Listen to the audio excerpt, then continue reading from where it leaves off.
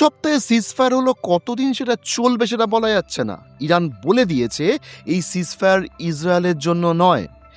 Israel আবার বলেছে Israel ceasefire সমর্থন করলেও লেবাননে যুদ্ধ জারি থাকবে। মূলত চীনের মধ্যস্থতায় 10 এপ্রিল আলোচনায় বসলেও পয়েন্টস কি থাকবে সেটা আগেই বলে দিয়েছি। আদৌ কি মানবে দুই পক্ষ? আর যদি ট্রাম্পের মনের মতো না হয় সবকিছু, তারও প্ল্যান করা আছে ট্রাম্পের। সেটা কি রকম? তিনি প্রেস কনফারেন্সে এটিও বলেছেন যে আমরা আমাদের পাইলটদের বাঁচিয়ে নিয়েছি। আমেরিকার ইতিহাসে এটি একটি বড় কীর্তি। সেই চেষ্টায় শত শত ফাইটার জেট অন্তর্ভুক্ত ছিল।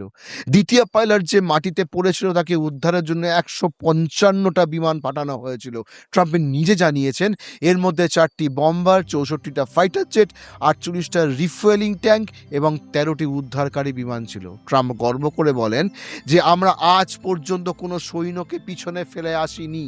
তিনি জানান 37 দিনে আমেরিকা ইরানের ওপর 13,000 বার সঠিক ঠিকানায় হামলা করেছে। ট্রাম্প সংবাদ মাধ্যমকে ধমক দিয়েছেন, কারণ কোনো একটি সংবাদপত্র খবর চেপেছিল যে দ্বিতীয় পাইলটটি উদ্ধার হয়নি। ট্রাম্প জানতে চান পেন্টাগনের কোন কর্মকর্তা এই তথ্য ফাঁস করেছে, যার ফলে ইরান তাকে না নিয়ে যেতে দেওয়ার জন্য সর্বশক্তি নিয়োগ করেছিল এবং অনেক আইআরজিসি কমান্ডো সেখানে পৌঁছে গিয়েছিল।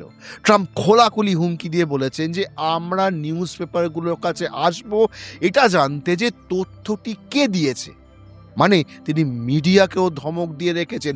তবে শুধু মিডিয়া না, তার পেন্টাগনের কর্মকর্তাদেরও ধমক দিয়ে রেখেছেন যে আর খবর যেন লিক না হয়। তবে এবার ইসরায়েল ট্রাম্পের ওপর পুরো চাপ তৈরি করে দিয়েছে, কারণ ট্রাম্প ধমকি দিয়ে সরে যাচ্ছিলেন। ইসরায়েল বলছে যে শুনুন, আপনার এই কথাগুলোর কোনো গুরুত্ব নেই। ইসরায়েল আজ বড় বিবৃতি দিয়েছে এই ভঙ্গিতে। তারা বলেছে ইরানবাসী আজ ট্রেনে করে কোথাও যাবেন না, কারণ আজ ট্রেনে আমরা হামলা চালাবো। কারণ এখন ট্রাম্প পাওয়ার প্ল্যান্ট ভাঙবেন কি ভাঙবেন না, বা সেতু ভাঙবেন কি না তা জানা নেই। ইসরায়েল আজকে লক্ষ্য স্থির করে নিয়েছে যে তারা ইরানের ট্রেন এবং ট্র্যাকের পুরোপুরি ধ্বংস করে দেবে।